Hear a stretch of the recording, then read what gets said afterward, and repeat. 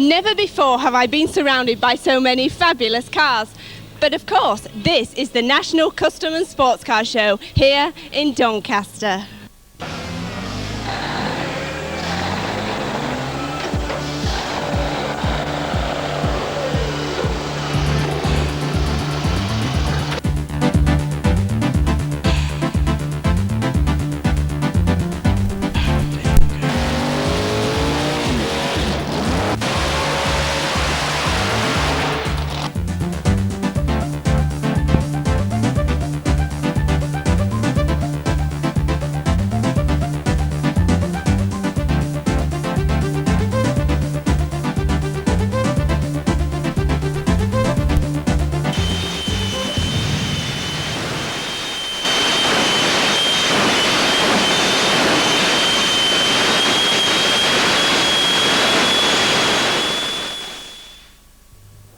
The doors open on the 17th National Custom and Sports Car Show, and the first of the thousands of visitors who are expected to come to the show over the next 2 days head for the turnstiles.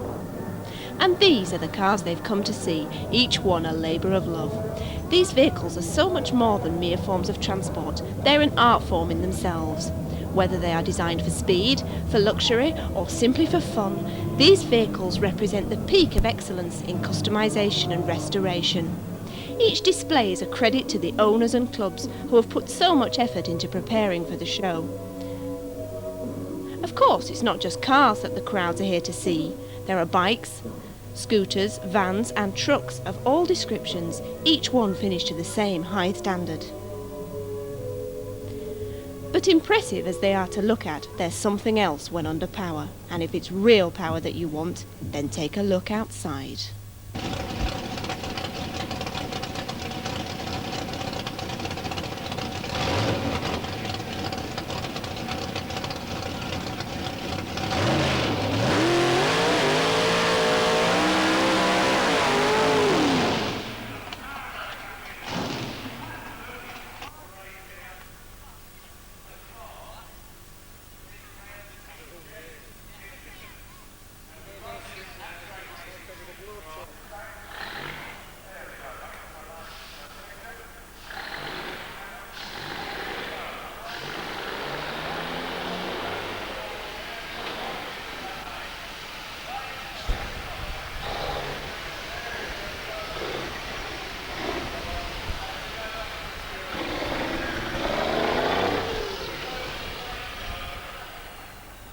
Thank you very much indeed to everyone concerned.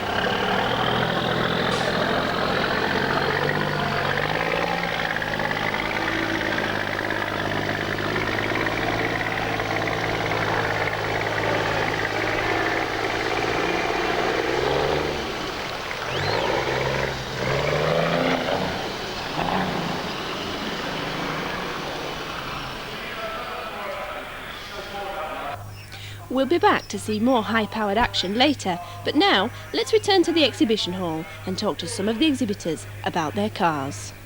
This is a 1932 Ford Model B, and this is the proud owner, Lorraine Watson. Tell us about your car, because I understand this isn't the original paintwork, is it? No, it's not the original paintwork. The paintwork was done by my boyfriend, Shug, who's quite well known in this scene. He's done the majority of the work on the car. And how long have you had this car? I've had this car for approximately 2.5 years. It was built relatively quickly and it's been on the road for quite some time now, travelling up and down the country quite a lot, going to various road runs and events. You were telling me you've taken it all over the place, to Germany, I think you said. That's right, we've been to shows in Germany and to road runs in Holland and Belgium. So the car is it's been used quite a lot. It's not really a show car as such. The car was built to be driven for us to have fun in it, so it's not really just a show car. So do you actually drive around in this on a day-to-day basis? When the weather's suitable, yes. It's not very practical for the rain. Because it's very large, isn't it? Does it use a lot of petrol? Just now we get about 20 miles to the gallon, which is really quite good for the size of engine that's in the car. What's its maximum speed? We took it down the drag strip about 2 weeks ago on the quarter mile, and it did the quarter mile in about 13.5 seconds, which is pretty good for this type of car. Now the engine here is all chromed up and all shiny and new and everything. What size of engine does it have in it? It's a Chevy engine, 350 cubic inch, so that works out about 6 litre. So costs you a lot of money to insure, I take it then, a 6 litre engine? Well, it is insured through the NSRA scheme, so it's not as expensive as it would be if we were going to a company. What's the NSRA scheme? It's a scheme that's organised by the National Association of Street Rods. Do you think you'll buy another car and do it up, or would you never part with this? Is this your dream car? It is at the moment, but it might not be in, say, next year's time. We're sort of always building other cars. Well, there you go. Not very practical for winter, but lovely all the same. Thanks a lot, Lorraine. Thank you.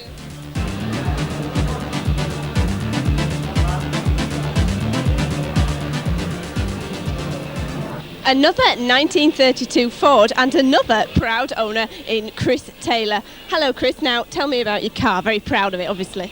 Well, I suppose I am really. I bought it in autumn of 1991, I think. It was part built at the time. It was on the road, but it was not painted. At the time, I thought the engine was okay, but it worked out to be absolutely knackered. But anyway, a lot of work has been done on it since then, and it now looks okay. Because it looks really good. I mean, how much has it cost you to get it into this condition? It's a hard question to ask. I paid, I think, £6,500 to buy it, and I might have doubled that in bits since I went to America last year and came back with 2 or 3 suitcases absolutely stuffed full of parts. I just seem to buy everything. What would you say it's worth, though? I wouldn't like to hazard a guess on that at the moment. With the economy the way things are and prices are terrible on these cars, you can spend 20,000 on a car and it might only fetch 8, 9, 10,000 pounds. So it's very hard to say that. Would you sell, though? Would you sell this car that you've put all your blood, sweat and tears into? No, it's not for sale. I wouldn't. Me and this car are going to be together, I hope, for a long, long time. Well, there you go. Loves the car more than he loves his woman. Reminds me a bit of a gangster car, actually, but I think it's lovely.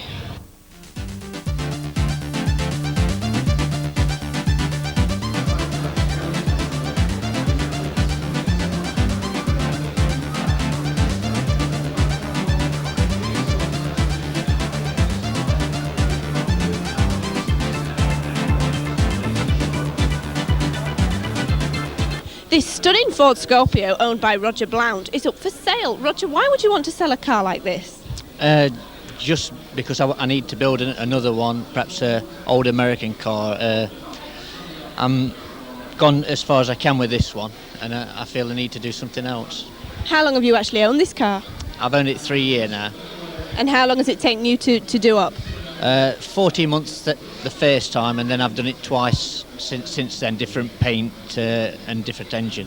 Because the paintwork's quite stunning. I mean, who did the paintwork for you? Was it your idea to do it like this? It was my idea. My wife chose the colours, little help there, and a friend of mine, Roger Chester, he carried out the paint on it. Right, so, I mean, obviously, you must love this car, though. Won't you be sorry to see it go? No, I prefer to build them, run them and sell them. All right. Well, if you want to buy this car, here's your man.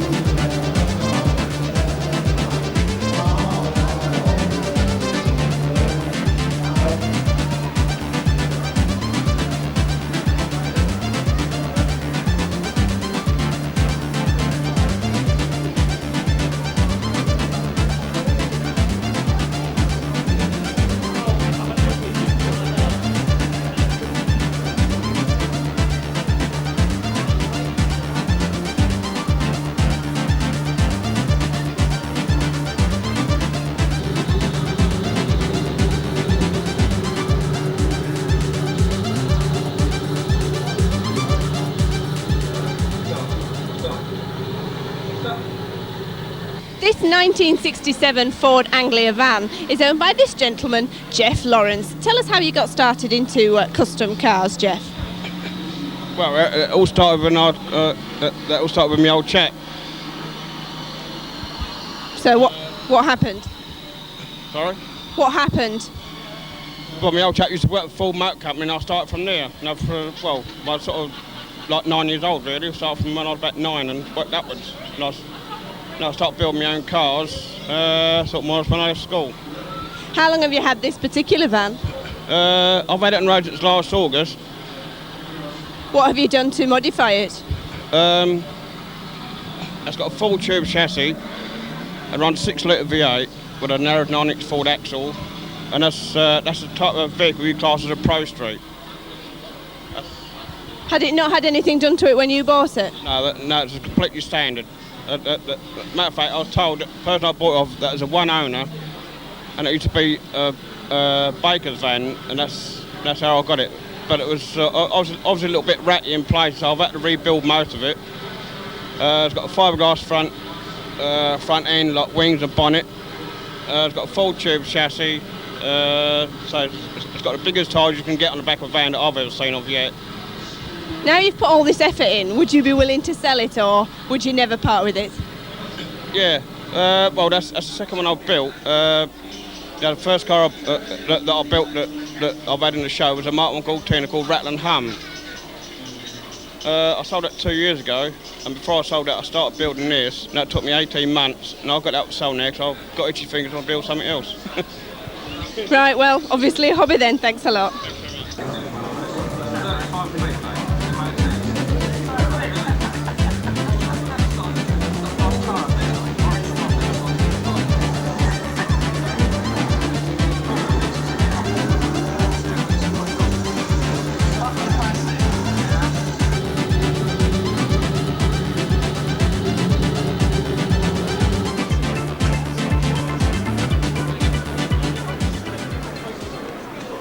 Ali Aspinall works for the National Street Rod Association, or the NSRA, to those of us in the know, i.e. not myself, and they're giving away today, or not today, but in a competition, this particular car. Why are you giving it away? It's to help encourage people to pre-enter for the event. By that way we get more people coming to the event, more people get involved in hot rodding, hopefully somebody who's interested in cars will buy the car and finish it to a good standard. So when will actually the competition be drawn then? The draw takes place at Nebworth on the 30th and 31st of August, and you have to be there at 4:30 to win the car. Whose car is this? It's built by the NSRA and various companies who provide all the parts, and it's given away as a prize. So you hope some enthusiast wins it and then we'll finish it off? Definitely. Right, thanks a lot.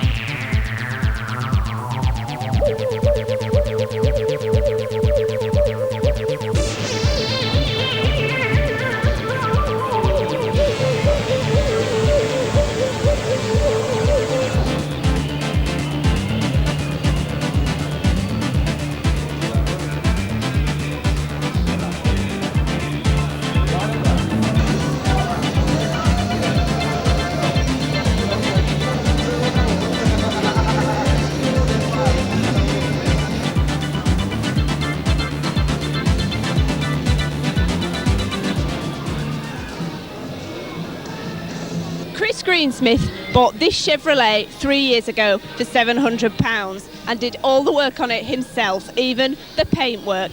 So it's taken you 3 years to do all this and you've done everything on it yourself. I mean, it must be incredible hard work. You must have spent every single spare hour of your time doing it. Just about, yeah. Yeah, mostly weekends and evenings. So your wife's done the interior and it's got all embroidered seats in here. How long did it take her to do the embroidered? Because it's all Marilyn Monroe embroidery. That's right, yeah. It took her maybe 2 or 3 weeks to do each individual figure, and then maybe 3 or 4 hours to sew each one to the seat, and then get it all cleaned up. That's amazing. Do you particularly have a thing about Marilyn Monroe, or did it just seem appropriate with it being a Chevrolet? It just seemed appropriate. It all sort of came together. We didn't start out with the idea of Marilyn Monroe, but everything just came together nicely. So you bought the car for £700, and I mean, you told me it was green and in a state, were your exact words. How much has it taken you to do it up? Oh, that's a good question. If I was to add together everything that was spent on it, it would probably frighten me. But off the top of my head, it would probably stand me at around about £4,000 to £5,000 now. So how much do you think it's worth now? They're only worth what somebody's prepared to pay, but if I was to sell it, I would be looking for around about £3,500 to £4,000. Are you prepared to sell it? If somebody comes along with the money, yes. Oh dear, what a capitalist. Thanks a lot.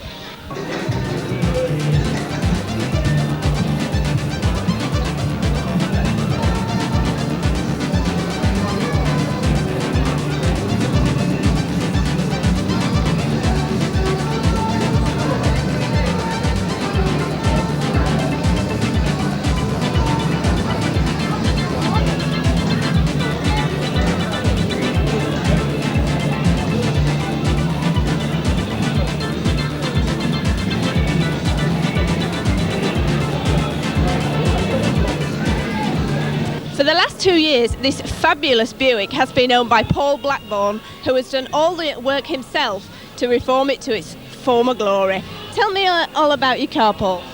Well, as you say, for 2 years I've never stopped working, and I've had all the re-chroming done, the paint, the engine bay, the interior, the valve radio we've had to have fixed. That's basically all the work I've done on it, made it mechanically sound for roadworthiness. And I've just kept doing little bits and bobs as time goes by. Show us what's under the bonnet. Show us the engine. 53 was the first year that Buick produced a V8 with a two-speed Dynaflow gearbox. The engine is 170 horsepower and it's just been repainted, but it's never been out of the car. It's 40 years old and it just runs like a dream. How many miles do you think it's done? Well, I wouldn't like to stake any claims to the clock. It's done 40,000 on the clock, but it may have been round, I wouldn't like to say. But like I say, they just run forever, these vehicles. Do you find it difficult being left-hand drive? No, it's surprising. I thought it was going to be difficult when we got it, but my wife drives it and she drives it just as easy as me, and it's ever so easy to get used to. Is it a powerful engine? No, as far as American cars go, it's not a very powerful engine. It's really what was produced just as a family car, and big power outputs weren't really asked for at that time. So it's just a car that will drive you anywhere, anytime, really. What horsepower is it? It's 170 horsepower, but it has a lot of torque, and as I said, it's only a two-speed gearbox, which requires a lot of torque from an engine. And it's just super smooth. Do you use the car every day? Well, about 3 or 4 days a week, and my wife drives it to work as well. Thanks a lot.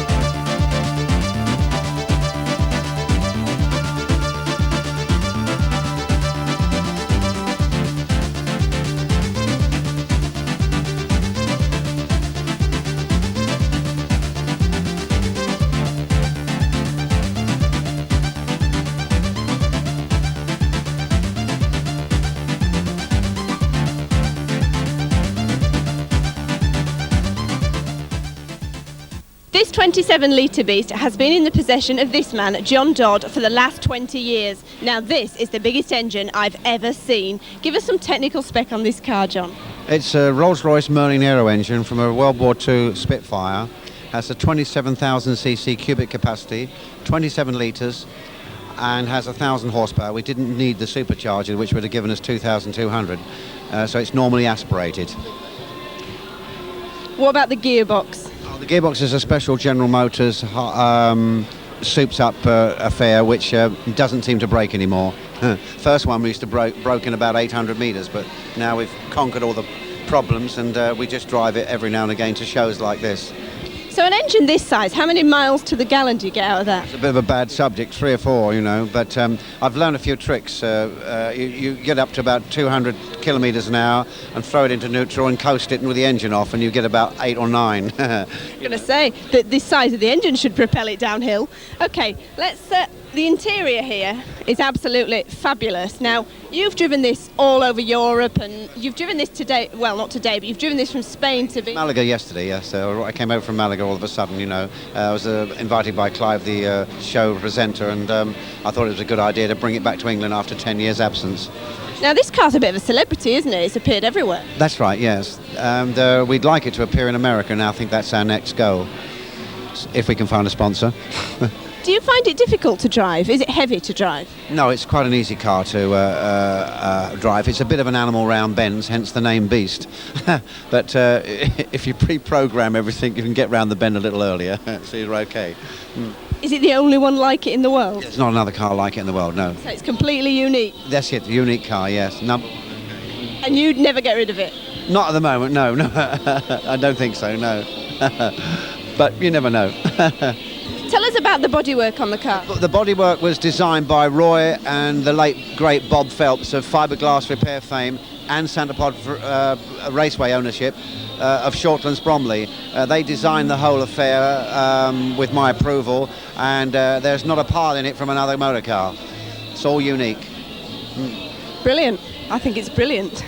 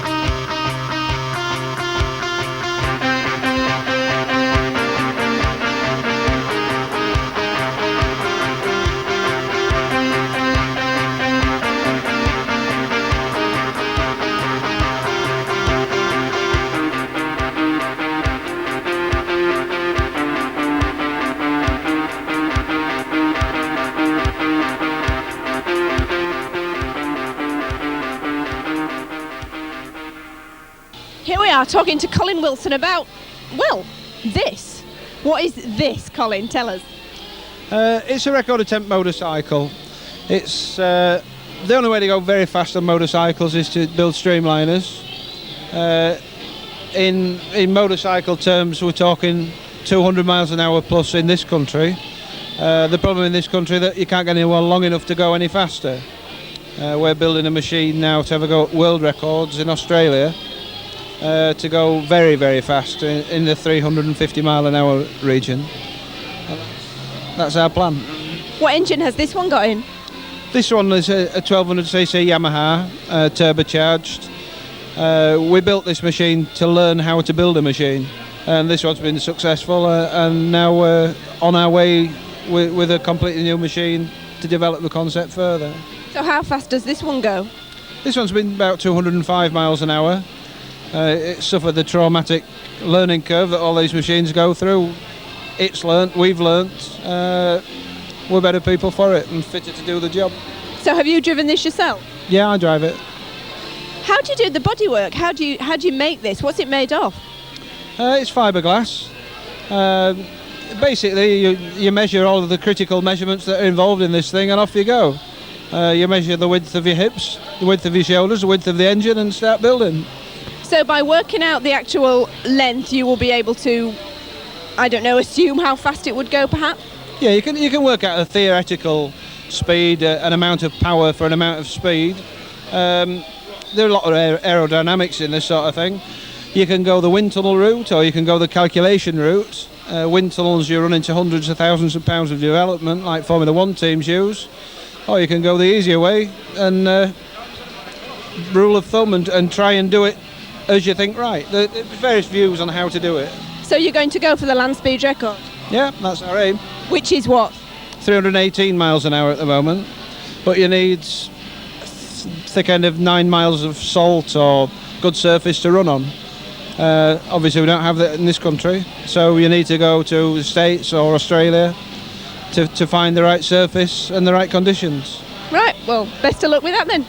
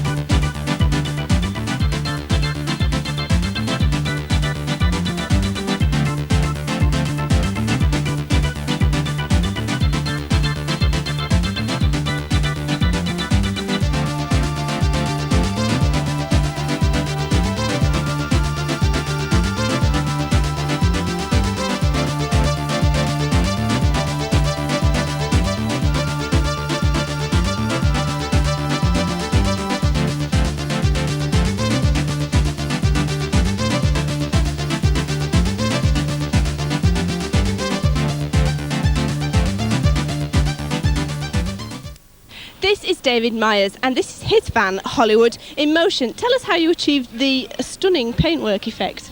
As I said earlier, there's a friend of mine who done it for me, but he just paid him the money, give him the ideas, and then he comes up with the effect what he's got. He's very good, isn't he?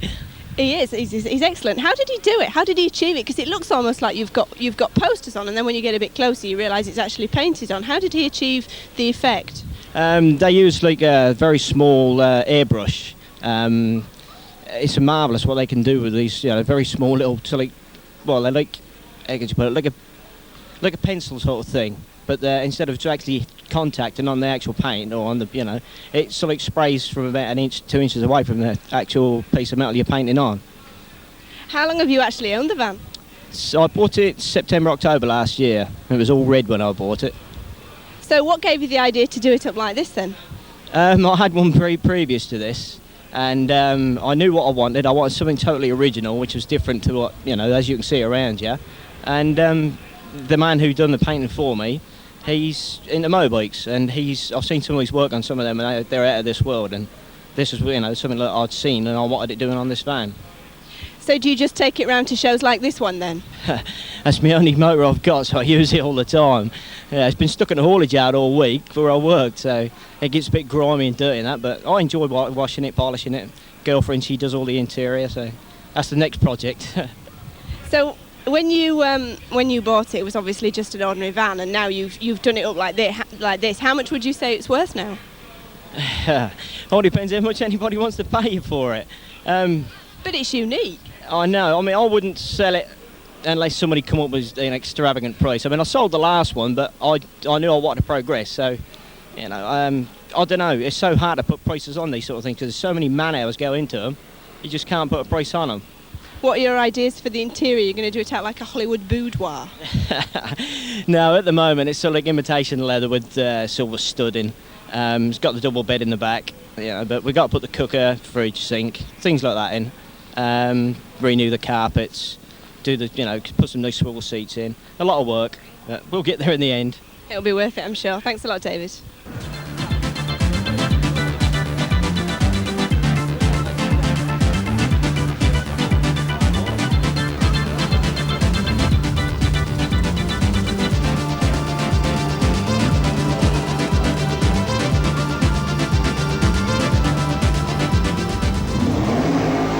Cobb's Ford is a van with a difference. It has an XR2 engine in it. Why is that? Because the old engine what was in it was worn up, because that used to be an old builder's van 2.5 years ago, and that was white and that was ready for the scrapyard. So you bought it and customised like this. Why did you decide to, do all the fancy paintwork? Why not just give it a good old respray and have done with it? Why like this? Got carried away with it, I suppose. Who did the paintwork for you? I sprayed the red on it, but a bloke from Litcham, he'd done all the merls and the stripes and the rest of the work on it.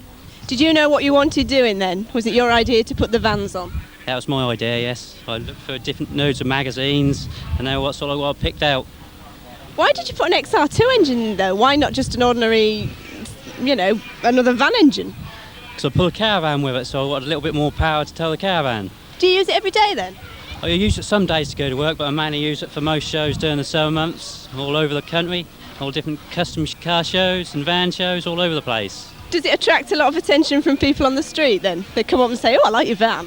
Yes, quite a few, yes. Yes, quite a few people see it. Thanks a lot, cheers.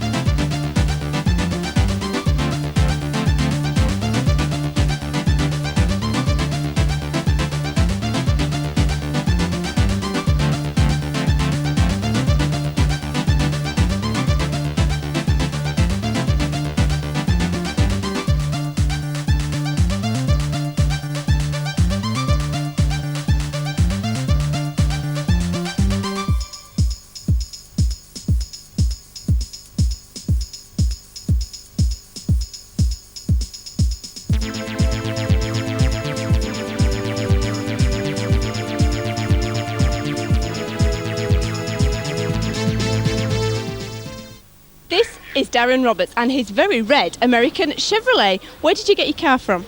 I originally bought it as an accident damage repairable. It had all new front suspension, rear suspension. There was really no back end on it at all, so I've repanelled it, stripped it to bare metal, repainted it. Why an American car? Why not just an ordinary British car? What is it about this car? What is it about the American car that made you want to buy one? Completely different. Nobody else drives them well apart from enthusiasts. I feel special when I drive it. Let's have a look under the bonnet. What's under here? So tell us about your rather large engine. Apart from it being black and white, it's a 6-cylinder, 250 cubic inch, 4.1 litre. It does about 27 miles to the gallon on a cruise, about 18 round town, which I call very economical, about similar to a Granada. What's its top speed? I don't know, I've never had it over 70 mile an hour. Why? I prefer to cruise, I prefer people to see me rather than fly past them. What about the inside then? Did you do anything to the inside, or was that the way it was? That is yet to be done. It is in need of restoration. These are very large wheels, very large tyres. How much would one of these tyres set you back then? Those actual tyres, about £75 a piece. Maybe cheaper, I don't know at the time. The alloy wheels, about £500 for the set. They are actually American racing wheels, and they came with the car in from the States in 1978. Do you know who had this car before you? Who nearly wrote it off? Yes, I do know the guy. He originally bought it from a dealership in 1980. Rode it around for about 12 months and then run it into a post one night, wrecking the rear end. And then it's sat for 12 years in a garage, so I believe the mileage may be correct of 29,000 kilometres. What's that in real terms? About 18,000 miles. You think that's correct, yeah? Maybe, yes, because it's been sat in a garage most of its life. Well, I like it. It's a nice colour anyway. Thanks a lot. Cheers.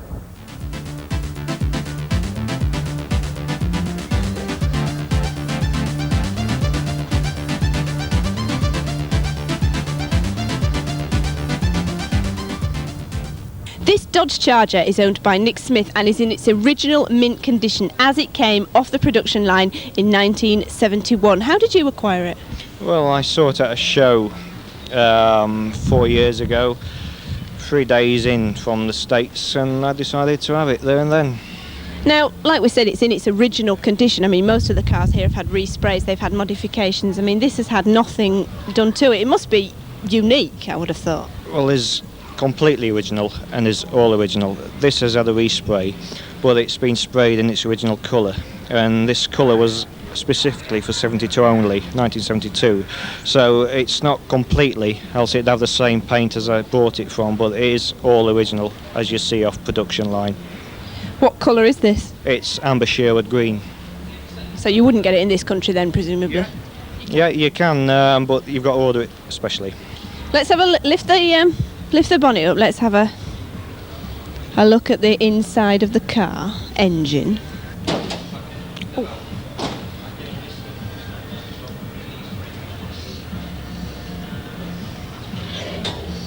My goodness, that is big. How big is that engine? It's 5.5 litre.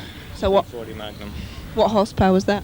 Around 2.5, 300. So do you just cruise around in it then because it's cool, or what's the top speed?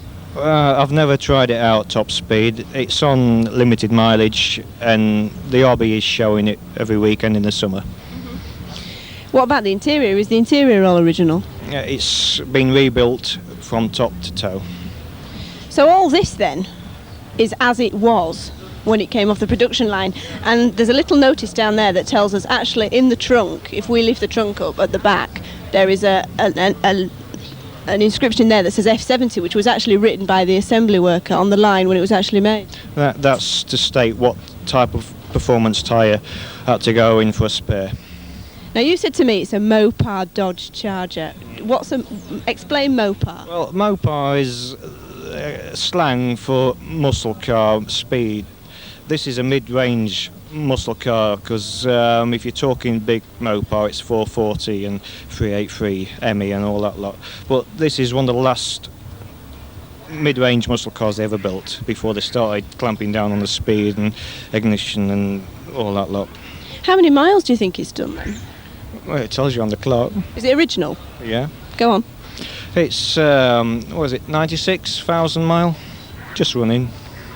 But they'll last forever though. They go like tanks. They last forever as well, don't they? Right, thanks a lot.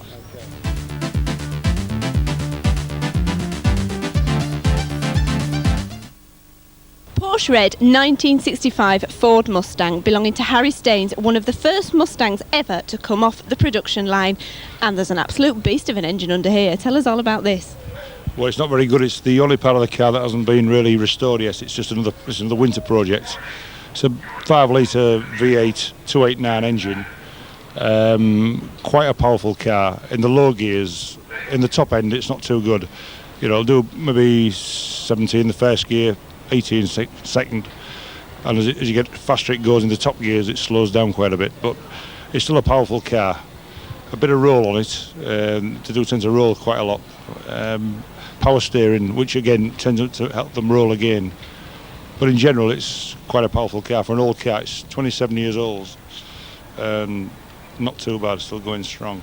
You didn't do the respray, did you? But it has been resprayed in we said, a Porsche red colour. When I got it, it was in blue with a fleck in the lacquer. But it was a bit rough looking, so we decided we was going to respray it and reupholster it, of course. And so we decided on the colours that the red was the only colour for a Mustang. I think personally, but everybody's got their own ideas. But the Porsche red is about the nicest red of the lot, I think. So. No, I think it suits its image. Yeah. Now inside, this steering wheel is actually not the original steering wheel. It's actually smaller now. There's a very interesting story about this. Tell us the story. It's a smaller steering wheel is because the guy I got the car from originally, he imported it from the States, from San Diego, California, about 3 years ago. The guy he bought it from was a vicar or a pastor, as they call him in the States, and he weighed 23 stone, so he couldn't get in the car with the steering wheel because a Mustang steering wheel is very big. He just couldn't get in the car, so he stuck this thing on just so he could get in the car, basically. But I've never bothered to change it. Funny enough, I've just been looking at one across the road there on the stall across there. They have some Ford Mustangs original, but I'm quite big myself, so I think I'll probably just stick with this one for the time being until something else comes up. I think it gives it a little bit of individuality though, don't you? Yeah, I should think so, yeah. It's like everything else. All the cars are all individual. Every one of them's got a story, It's unbelievable.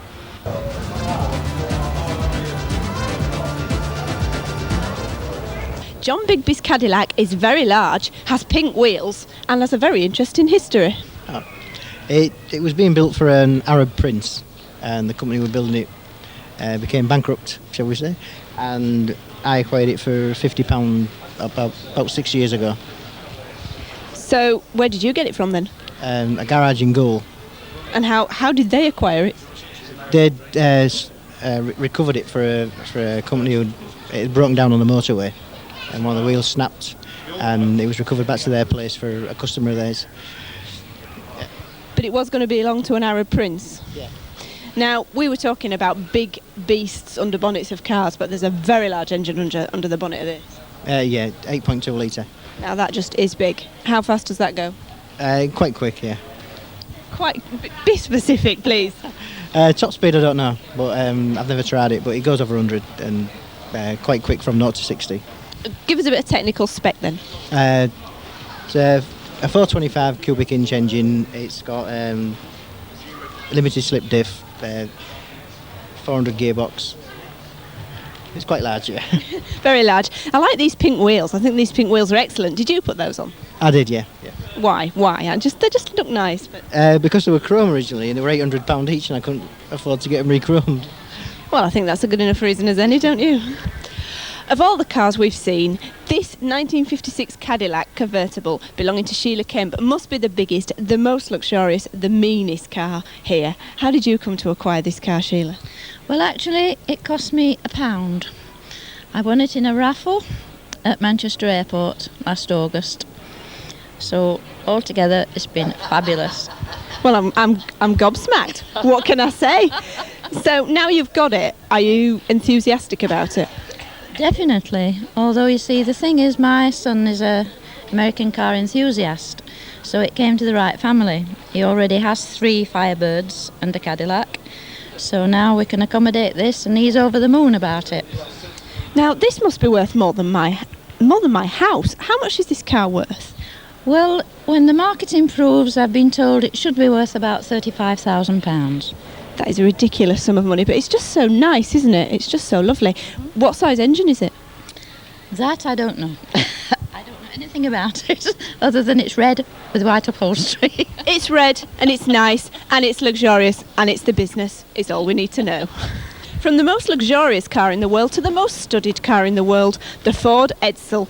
Nearly made Ford bankrupt, in fact. This car just did not sell. Nobody wanted them, but this man that stood next to me did. Hello. Where did you acquire your car from? Real Steel in London. So why did it not sell? What's wrong with it? I don't know. Well, why did you want it then? Well, when I first saw it, I liked it and I wanted it. So that's why I bought it. Tell us about the engine then. What size engine is it? It's a 361 V8 overhead valve. That's 6 litre. 6 litre engine. Have you done any other work to it? Has it resprayed it, modified it in it? Just been painted. It's had a respray and that's original. So why do you think it was such a disaster? Because it nearly made Ford bankrupt. I mean, everyone who does a business studies course studies this car as being a complete disaster. Why? I don't know. It's just, I think there's too many mod cons for even for the Americans on the car itself. There's too many tricky little daft bits, really. And that's what made it, made it unusual. So now it's a collector's car in this country. How many of these would you say there are knocking about in Britain? Roughly about 20. And then this is the second one I've got. I've got 2. You've got 2 Ford Edsels. Just one or two of the gimmicks of this car. It's the push-button gear change. It's automatic transmission on the steering wheel, but it's electric. It's not manual, which is another oddball of the car. The speedo is like a compass. The speedo turns rather than a needle or a tape. It turns like a compass. It's another oddball thing. The seat's been recovered. Now the passenger side is the one that's got the vinyl on, and not the driver's side. You know, you think it'd be vice versa, that the vinyl will be on the driver's side where it gets most wear.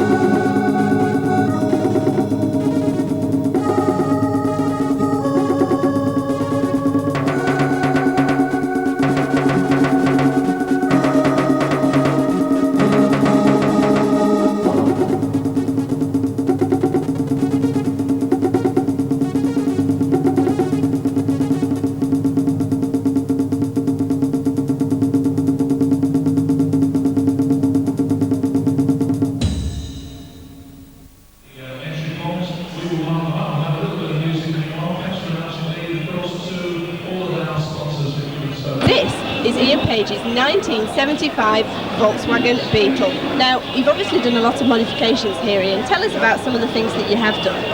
Well, I purchased it in 1988 for £500 when it was virtually scrap. It had a lot of welding done to it to get it to MOT standard. It's had a Targa roof conversion based roughly on the Porsche.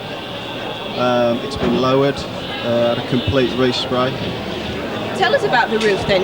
The roof comes off, presumably, totally. The roof's down here.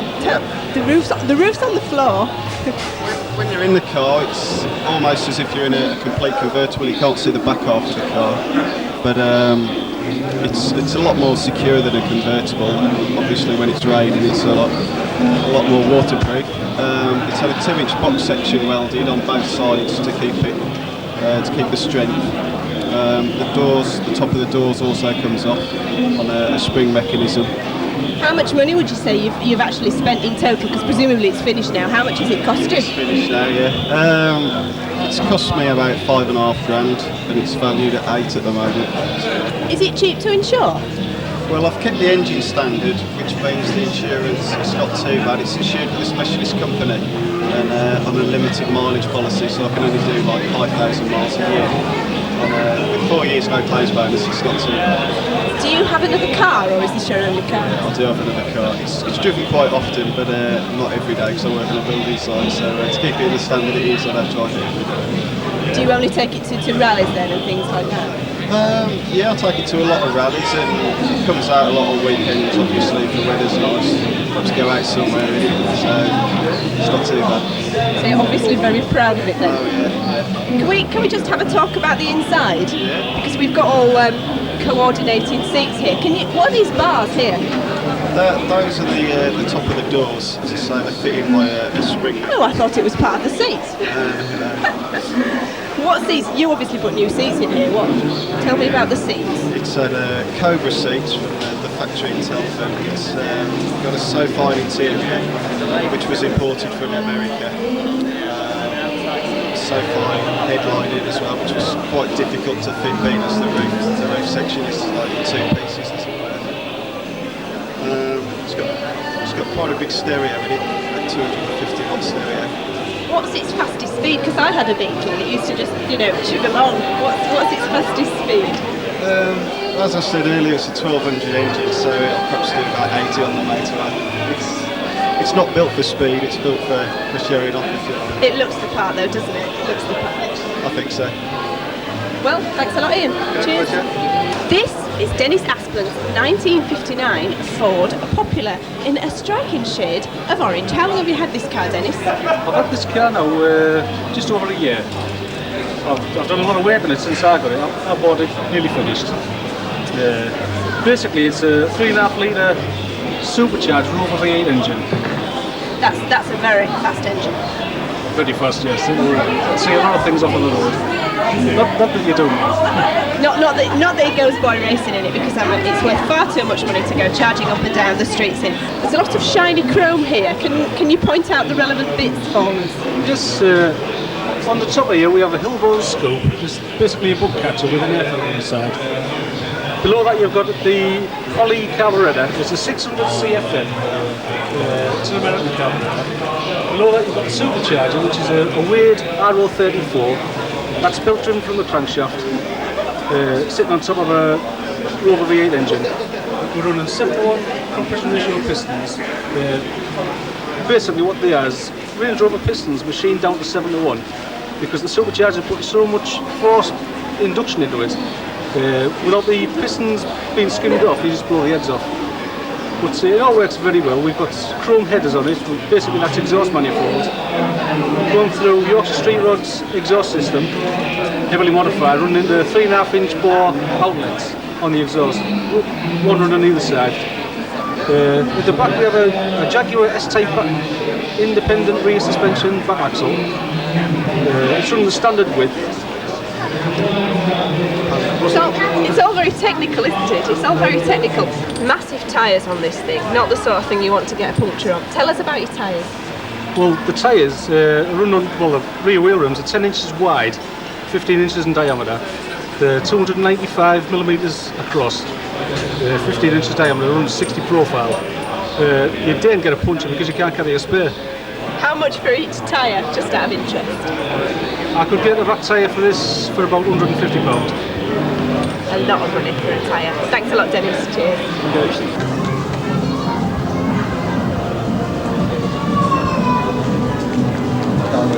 Craig Jones, 1973 Volkswagen Beetle, and it's stunning paintwork. Now tell us about this paintwork, because this is absolutely the most fabulous paintwork I've ever seen on a car, ever.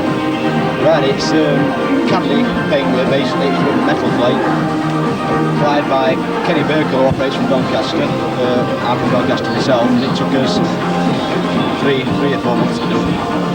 When did you buy the car? 3.5 years ago. And is it taking you that long to do it up? It was first on the road for this show last year, which was 2.5 years it took to do. How much was it when you bought it, and how much have you spent on it? It was £300 when I bought it, and now I just can't count the thousands. It's just beyond thinking about. I scare myself. Tell us about the actual engine bonnet down here, because whose idea was it to paint this? I mean, this is just stunning, is this, really? Well, again, it's using the same paint, but the theory is, I mean, the car's Wolf bug.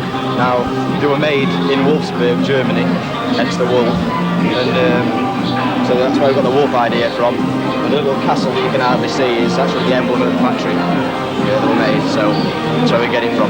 That's brilliant, that's a brilliant idea. You've obviously won some trophies here. When did you win these trophies? These are throughout the shows last year. And these are from the Volkswagen Association, and they're for paint and things like that? Yeah, mainly from BMW shows, yeah.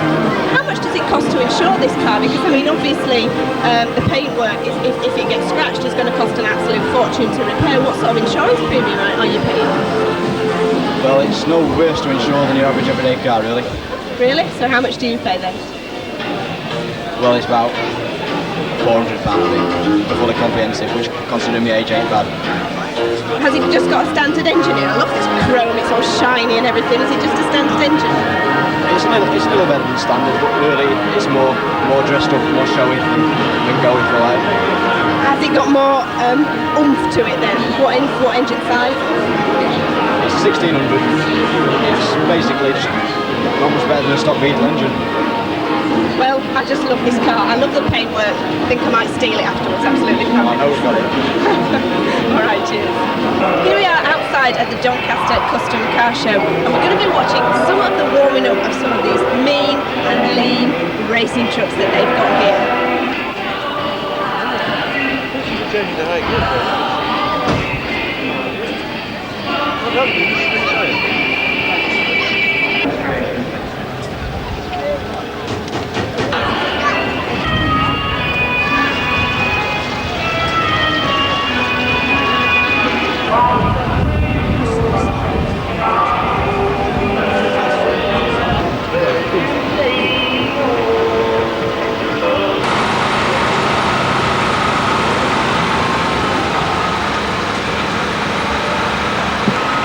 This car, it says on the side, is mean as hell, and it's owned by Dave Warren. Tell us what sort of car this is, Dave. It runs in a Pro modified bracket at Santa Park, North Wasteway in Avon Park. The best time to date is at 200 miles an hour in 7.1 seconds. 200 miles an hour? 7.1 seconds. That is very quick indeed. How often do you race it? Roughly about every 3 weeks, wherever the venue's going. Usually at Avon Park and Santa Park. Do you win?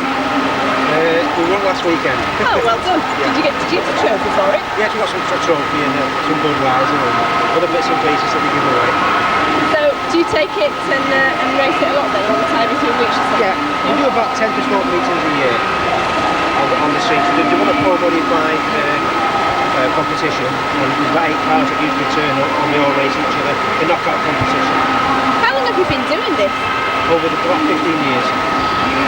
Do you like it? Absolutely, that's all for it. You wouldn't do anything else?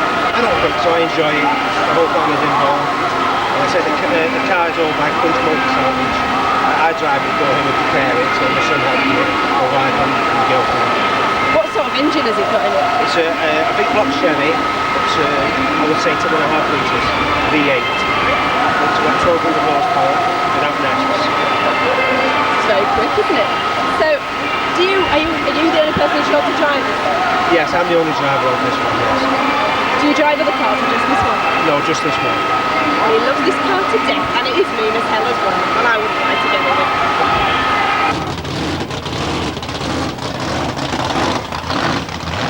This is Benny Hepworth and his racing dream. Tell us about your car, Benny. The car's basically a Rover Sterling. It's the property of Engine Data Service at Castleford, who have in their infinite wisdom have disguised it as a police car, and they've fitted into it a 350 cubic inch injected alcohol burning engine.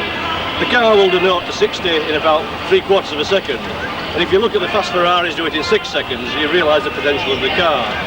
The car's at 1988, and it's done quite a lot of the show circuit, and it's proved immensely popular. People like it, it's something different in the drag racing circles. In 1993 we're going to campaign it for Engine Data, running at Santapod and the various drag racing tracks throughout the country, with the intention of running in the Super Pro ET category. And from last year's results we want to get his engines from Engine Data. We will win, I'm sure. It's not my normal ride, I usually drive a funny car now. People are familiar with these from Sky Sports and that type of thing.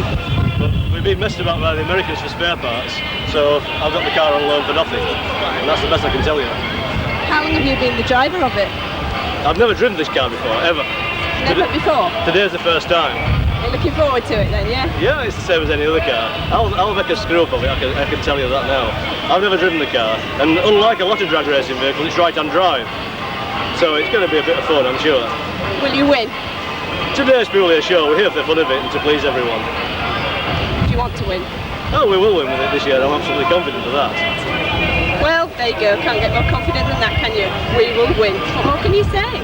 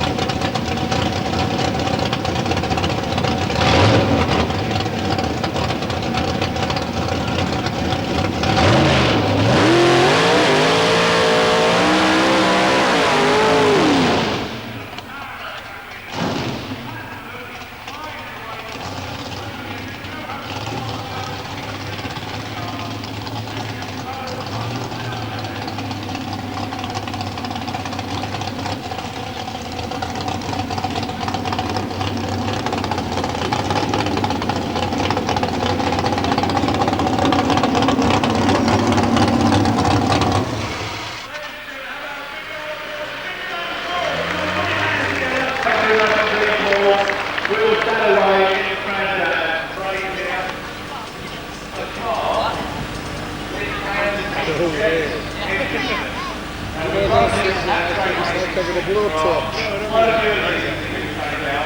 And this is one of the most ferocious drag racing cars, jet drag racing cars that you can see. Now Martin is the pilot, just pushing it back along there. And what we're going to be doing is cracking this machine up a little bit. I'm going to making some flame, making some smoke, but let me just warn you, ladies and gentlemen, it is very, very noisy. How close to Doncaster they will get if the tether runs. And pretty close. Here we go. Winding up the turbine.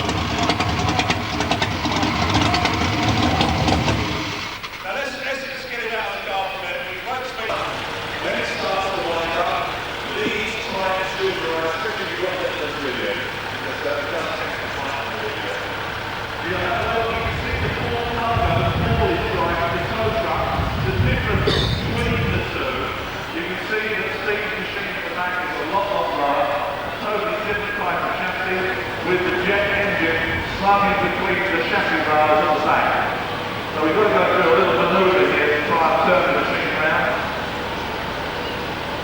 This vehicle on a standing quarter mile is capable of running 150 miles per hour. Big that at the old. And Jay Sanders did order them on Thursday. They are right up to 60 miles per hour. But of course, no road music at all.